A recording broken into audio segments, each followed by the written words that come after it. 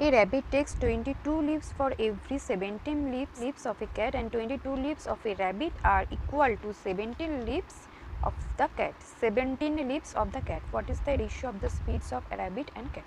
আচ্ছা, এই রকম টাইপের যে অঙ্কটা, এই কনসেপ্টটা আমি সেকেন্ড রেশিও চ্যাপ্টারের একদম যেখান থেকে স্টার্ট করেছি, আমার মনে হয় সেকেন্ড ভিডিওটাতেই আমি লিঙ্ক এখানে প্রোভাইড করে দেবো। সেকেন্ড ভিডিওটাতে আমি একদম, সেখানে ছিল, এখানে আছে ক্যাট অ্যান্ড র্যাবিট, ওখানে ছিল ক্যাট অ্যান্ড ডগ। তো ওই ক্যাট অ্যান্ড ডগের পুরো অঙ্কটা এখানে কপি পেস্ট করে দেওয়া হয়েছে, ঠিক আছে, শুধু নাম্বারগুলো পাল্টে দেওয়া হয়েছে। অ্যান্ড ওখানে ছিল ক্যাট অ্যান্ড ডগ, এখানে দিয়েছে ক্যাট অ্যান্ড র্যাবিট। তো আমি চাই ওই ভিডিওটা তোমরা একবার দেখো, দেখে যদি বুঝতে পারো এই অঙ্কটা তোমরা করতে পারবে। আর যদি না বুঝতে পারো তাহলে আমাকে একবার কমেন্ট সেকশনে জানাবে, আমি আবার ওই অঙ্কটা বা এই অঙ্কটার মাধ্যমে ওই কনসেপ্টটা আবার এখানে রিভাইজ করে দেবো, ঠিক আছে। তো এই অঙ্কটা আমি এখন করলাম না, তোমরা ওই ভিডিওটা একবার গিয়ে দেখো, যদি বুঝতে পারো তো তোমরা এই অঙ্কটা নিজেই করে ফেলতে পারবে।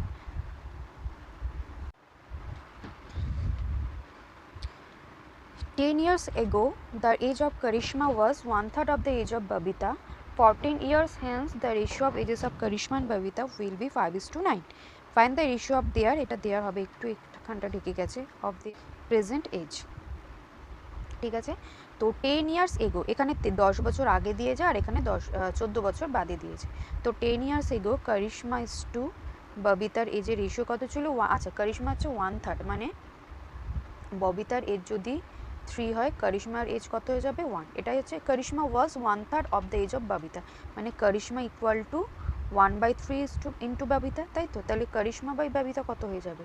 1/3। তাহলে কারিশমা ইজ টু ববিতা কত হয়ে গেল? 1:3। তাহলে এখানে রেশিওটা হয়ে গেল 1:3।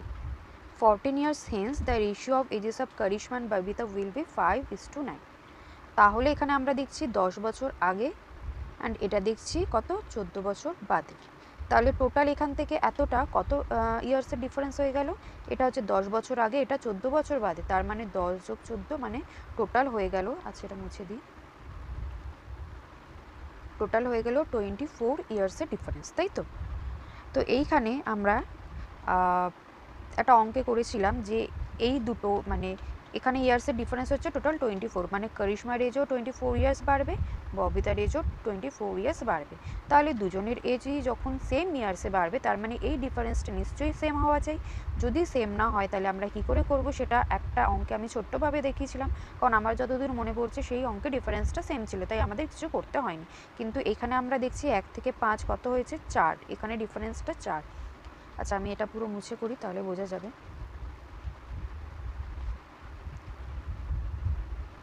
এখানে হচ্ছে 1:3, তারপর হয়েছে 5:9। এখানে আমরা টোটাল দেখলাম হচ্ছে 24 ইয়ার্সের ডিফারেন্স। কিন্তু এখানে আমরা দেখছি 1 থেকে 5 আসতে গেলে 4 ইয়ার্স, মানে 4 হচ্ছে, কিন্তু 3 থেকে 9 আসতে গেলে কত হচ্ছে? 6। তাহলে এই দুটো ডিফারেন্স কি সেম হচ্ছে? সেম হচ্ছে না। তাহলে কী করে ডিফারেন্সটা আমরা সেম করব? আচ্ছা, যেই বছরের রেশিও দেওয়া আছে, যেরকম 10 বছর আগে করিশ্মান ববিতার রেশিও দেওয়া আছে 1:3, অ্যান্ড 14 বছর বাদে তাদের রেশিও দেওয়া আছে 5:9। এবার কবিতা, আচ্ছা সরি, এটা করিশ্মা ছিল, এবার করিশ্মান ববিতার বয়সের ডিফারেন্স সবসময় সেম থাকবে, এখনও যা আছে 5 বছর বাদেও যা থাকবে, 14 বছর বাদেও তাই থাকবে, অলওয়েজ সেম থাকবে। এখন যদি করিশ্মা ববিতার থেকে 4 বছরের ছোট হয়, 10 বছর বাদেও 4 বছরের ছোটোই থাকবে নিশ্চয়ই, তার থেকে 2 বছরের ছোটো হয়ে যাবে না, তাই তো। এটা তো একটা একদম জেনারেল কনসেপ্ট। তাহলে এখানে দেখছি আমরা ডিফারেন্সটা হচ্ছে 2, কিন্তু এখানে ডিফারেন্সটা কত? 4। তাহলে আমাদের কি মোটিভ? যে এই দুটো ডিফারেন্স সেম করা। তাহলে এখানে ডিফারেন্সটা হচ্ছে 2, এখানে ডিফারেন্সটা হচ্ছে 4, তাহলে দুটোকে সেম করতে গেলে আমাদের কি করতে হবে? এটাকে আমরা 2 দিয়ে গুণ করে ফেলবো। আচ্ছা, এটা একটু মুছে আমি ঠিক করে লিখি।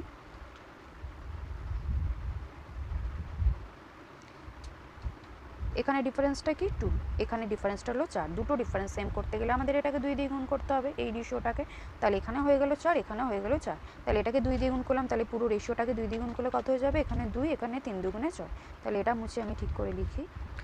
তাহলে এখানে 2 দিয়ে গুণ করার রেশিওটা হয়ে গেল 2:6, অ্যান্ড পরের রেশিওটা 5:9, কারণ ওটা 1 দিয়ে গুণ হলে একই রেশিওটা থাকে।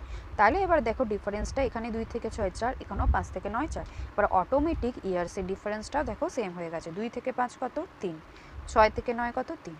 হয়ে গেল না ডিফারেন্স সেম। তাহলে আমরা জানি এবার কী করতে হবে, তাহলে এখানেও 3 ডিফারেন্স, এখানেও 3 ডিফারেন্স, অ্যান্ড টোটাল ডিফারেন্স কত হয়েছিল, আগে ছিল -10 মানে 10 বছর আগে, পরে হলো +14 যেটা একটু আগেই বললাম, তাহলে টোটাল ডিফারেন্স হয়েছিল 24।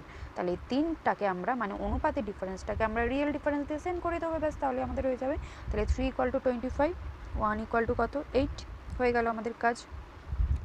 আমাদের কী চেয়েছে যে find the ratio of their present age. আচ্ছা, আমরা আগে 10 বছর আগে রেশিও থেকে অ্যাকচুয়াল বয়সটা বের করে নিই, সেটা থেকে 10 বছর বাদ দিয়ে তারপর আমরা রেশিওটা ফাইন্ড করব।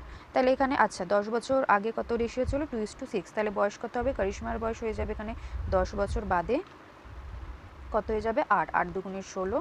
আমরা অনুপাতের ভ্যালুটাকে একের ভ্যালু দিয়ে গুণ করেই তো রিয়েল ভ্যালুটা পাবো, তাই তো। এখানে করিশ্মার বয়স যদি 2 হয় তাহলে কী করে করিশ্মার বয়স পাবো 10 বছর আগে, 2 × 1 এর যে ভ্যালুটা পেলাম সেটা দিয়ে গুণ করে দেবো, তাই তো। সেই রকমভাবেই তো আমরা অনুপাতের অঙ্ক করে এসেছি। যদি তোমাদের এই কনসেপ্টটা বুঝতে অসুবিধা হয় তাহলে তোমরা রেশিওর একদম বিগিনার্স লেভেলের যে ফার্স্ট অ্যান্ড সেকেন্ড ভিডিওটা সেটা অবশ্যই চেক করবে, তাহলে সব কনসেপ্ট আমাদের ক্লিয়ার হয়ে যাবে। তাহলে এখানে করিশ্মার বয়স হলো হচ্ছে 16, ববিতার বয়স হলো হচ্ছে কত 6 × 48, তাই তো। তাহলে 10 বছর আগে এটা আমাদের কী চেয়েছে, আমাদের চেয়েছে প্রেজেন্ট এজে, তাদের প্রেজেন্ট এজের রেশিও। তাহলে প্রেজেন্ট কত হবে 10 বছর বাদ, 16 + 10 26, অ্যান্ড 48 + 10 কত হয়ে যাবে 58। তাহলে প্রেজেন্ট এজের রেশিওটা আমরা পেয়ে গেলাম কত 26:58, যেটা হয়ে গেল কত 13 দুগুণে 26, 29 দুগুণে 58, 13:29। ঠিক আছে, হয়ে গেল। তো আবার আমি যদি ওভারঅল আরেকবার বুঝিয়ে দিই, এখানে কি ছিল, প্রথমে এই যে রেশিওটা ছিল 1:3, তারপর ছিল 5:9, কিন্তু যেহেতু ইয়ারটা দুজনেরই 24 বছর করে বাড়বে তাই দুজনের ডিফারেন্সটা সেম হতে হবে। এবার কী করে সেম হতে হয় সেটা আমি একটা আগের অঙ্কেও দেখেছি, এই অঙ্কেও দেখিয়ে দিলাম যে দুজনের বয়স যদি প্রতি রেশিওতে আমরা সেই দুজনের বয়সের ডিফারেন্সটা সেম করে দিই, যে যেরকম এখানে ফার্স্টে ছিল ডিফারেন্সটা 3, তারপরে ছিল 4, না সরি ফার্স্টে ডিফারেন্সটা ছিল 2, তারপরে ছিল 4, তাহলে দুটোকে সেম করতে গেলে একটাকে 2 দিয়ে গুণ করলেই দুটোই 4 ডিফারেন্স হয়ে গেছিলো। এবং আমরা তারপরে দেখলাম যে ইয়ার্সের ডিফারেন্সটাও সেম হয়ে গেল, যেটা হয়ে গেছিলো 3। তাহলে 3 এর সাথে 3 হলো অনুপাতের ডিফারেন্স, অনুপাতের ইয়ার্সের ডিফারেন্স, অ্যান্ড রিয়েল ইয়ার্সের ডিফারেন্স কত ছিল 24। তাহলে 3টাকে 24 দিয়ে ইকুয়াল করে আমরা 1-এর ভ্যালু পেয়ে গেছি, ব্যাস আমাদের 1-এর ভ্যালু পেয়ে গেলেই কাজ হয়ে যায়। তাহলে 1-এর ভ্যালু পেয়ে গেছি মানে 10 ইয়ার্স আগে 2 মানে করিশ্মার বয়স আমরা পেয়ে গেলাম 16, অ্যান্ড ববিতার বয়স পেয়ে গেলাম কত 48। তাহলে আমাদের চেয়েছিল প্রেজেন্ট এজের রেশিও, তাহলে সেই দুটোকে যে 10 দিয়ে যোগ করে আমরা প্রেজেন্ট রেশিও পেয়ে গেলাম 26:58। তাহলে কী হয়ে গেল 13 দুগুণে 26, 13:29 দুগুণে 58, 29। ঠিক আছে, তো আশা করি তোমরা বুঝতে পারলে অঙ্কটা। The ratio of prices of cello and Rotomac pens in 2000 were in the এখানে ইন হবে এটা in the ratio of 3:5। তাহলে 2000 এর রেশিওটা কত ছিল 3:5। In 2005 the price of cello pen trebles মানে 3 ডবল হয়ে যাওয়া, ঠিক আছে, itself, and the price of Rotomac pen is increased by 100, মানে সেলো পেনটা হয়ে গেল 3 ডবল, অ্যান্ড রোটোম্যাক পেনটা হয়ে গেল মানে 100 টাকা বেড়ে গেল। then the new ratio of prices of the same pens become 4:5। তার মানে 2005-এ যে নিউ রেশিওটা হলো সেটা কত হলো 4:5। ঠিক আছে, what was the original price of the Rotomac? এখানে ফার্স্টে অনুপাতটা ছিল 3:5, ঠিক আছে, এবং সেলো পেনটা 3 ডবল এবং রোটোমাক পেনটা 100 টাকা বাড়ার ফলে সেটার প্রাইসের রেশিওটা হলো 4:5। ঠিক আছে, এবার এটা কিন্তু এজের সাথে কেউ কনফিউজ করো না, এটা সম্পূর্ণ একটা আলাদা জিনিস, যেটা হচ্ছে পেনের দাম। ঠিক আছে, পেনের দাম 2005-এ একও থাকতে পারে, এটা বাড়তে পারে, আবার এটাও কমতে পারে, এরকম হতে পারে। কিছুক্ষণ আগে বা আগের ভিডিওতে আমি একটা এজের অঙ্ক করিয়েছিলাম, তো কেউ যদি ওই অঙ্কটা দেখে থাকো ওই অঙ্কটার সাথে এই অঙ্কটা কেউ কনফিউজ করবে না। নিয়মটায় কিন্তু এজের সাথে এই পেনের দামের কোনো সম্পর্ক নেই, তাই তো।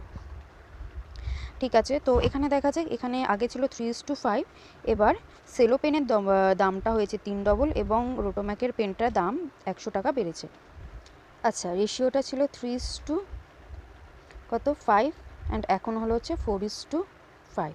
এবার আমরা জানি যে সেলো পেনটা 3 ডবল হয়েছে, তাহলে সেলো পেনটা 3 ডবল হয়েছে মানে 3 সংখ্যাটা 3 ডবল মানে কি 3 3-কে 9, তো 9 ভ্যালুটা আমাদের এখানে যে করেই হোক আনতেই হবে, কিন্তু এখানে আছে 4 থেকে 9 আমরা কিছুতেই আনতে পারি না, তাহলে পুরো 9 দিয়ে আমাদের গুণ করে ফেলতে হবে। তাহলে আমরা যদি এটা পুরো 9 দিয়ে গুণ করে ফেলি তাহলে আমাদের এটা কত হয়ে যাবে, পুরো রেশিওটা 36:5 45। এবার আমরা যখন দেখলাম এটা 36 হয়ে যাচ্ছে তখন সেটা 3-এর 3 ডবল থাকছে না। 36টা কোন সংখ্যার 3 ডবল, 12 3 ডবল, তাহলে এইটাকে আমাদের এই 3টাকে আমাদের 12 আনতে হবে। তাহলে এই 3টাকে আমাদের যদি 12 আনতে হয় তাহলে এটাকে কী দিয়ে গুণ করবো? 4 দিয়ে গুণ করবো। তাহলে এটা হয়ে গেল 3 4 12, 4 5 20। তাহলে আমাদের হয়ে গেল 12 3 ডবল হচ্ছে 36, তো 3 ডবল বাড়লো মানে ট্রিপলস হলো। আর সেকেন্ড কি বলেছিল, রোটোম্যাকের পেনের দামটা কত ইনক্রিজ হয়েছে? 100। তাহলে এখানে 20 থেকে 45 গেলে কত হয়? 25।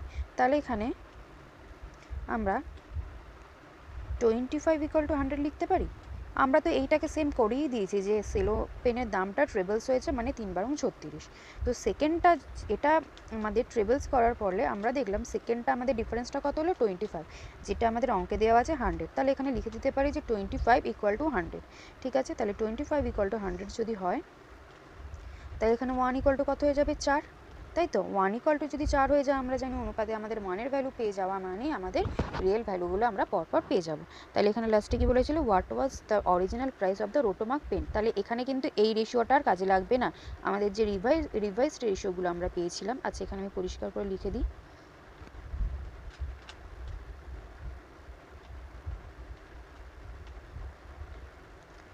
রিভাইসড রেশিওটা কত হয়ে গেছিলো? 12:20, তারপর 36:45। অরিজিনাল প্রাইস মানে কোন ইয়ারে? নিশ্চয়ই 2000-এ। 2005-এ তো সেটা বেড়েছে, ট্রেবলস হয়েছে, এরকম হয়েছে, তাই তো? তাহলে 2000-এ অরিজিনাল প্রাইসটা কী করে পেয়ে যাবো? কার প্রাইস চেয়েছে? রোটোম্যাকের, মানে 20। তাহলে 20-র ভ্যালুটা কী করে পেয়ে যাবো? একের ভ্যালুটা দিয়ে 20টাকে গুণ করে দেবো, তার মানে ইন্টু 4। একের ভ্যালুটা পেয়ে গেছিলাম 4, তাহলে কত হয়ে গেল এখানে? 80। এখানে একটু আলাদা টাইপের আছে, যেখানে 3-এর 3 ডবল মানে 9। এখানে 9 দিয়ে আমরা গুণ করেছি, 9 দিয়ে গুণ 9 দিয়ে গুণ করার ফলে আমরা দেখলাম 36 এলো। এবার যেহেতু ট্রেবলস হয়েছে তাহলে 36 কোন সংখ্যার ট্রেবলস? 12 ট্রেবলস। তাই 3কে আমরা কোন সংখ্যা দিয়ে গুণ করলে 12 পাবো? 4 দিয়ে। তাহলে এই পুরো অনুপাতটাকে আমরা 4 দিয়ে গুণ করে ফেলেছি। তাহলে আমাদের সেলো পেনের দামটা ট্রেবলস হয়ে গেছে। ওপর দিকে আমরা দেখলাম যে 20 থেকে 45 হয়েছে, যেটা আমাদের অঙ্কে দেওয়া ছিল যে 100 ইনক্রিজ করার ফলে এটা হবে। তাহলে সেটা 20 থেকে যদি 45 হয় তাহলে 25 = আমরা 100 বসাতে পারি। তাহলে সেইভাবে আমরা একের ভ্যালুটা পেয়ে গেলাম। একের ভ্যালুটা পেয়ে গেলাম মানে আমরা এইখানে 20 মানে যেটা রোটোমার্কের পেনের দাম আমাদের চেয়েছিল 20 = একের ভ্যালুটা দিয়ে আমরা গুণ করলাম, দিয়ে আমরা রোটোমার্কের পেনটা 2000-এ মানে অরিজিনাল প্রাইসটা পেয়ে গেলাম। ঠিক আছে, তো এটা খুবই সহজে এক্স না ধরে করা গেল। তো আশা করি তোমরা অঙ্কটা বুঝতে পেরেছো। বুঝতে না পারলে যদি এখানে কোথাও বুঝতে অসুবিধা হয় আমাকে অবশ্যই জানাবে। ঠিক আছে, তোমরা ভিডিও দেখতে দেখতে বুঝতে পারলে না, তোমরা ভিডিও দেখতে দেখতে যদি না বুঝতে পেরে স্কিপ করে যাও ভিডিওটা, তাহলে আমার বোঝানোটাই ব্যর্থ হয়ে যাবে। তো আমি আশা করব তোমরা ভিডিওটা দেখে কোনো জায়গায় হয়তো বুঝতে অসুবিধা হলো বা কোনো জায়গাটা তোমরা কিছুই বুঝতে পারলে না, সেটা অবশ্যই আমাকে জানাবে। ঠিক আছে।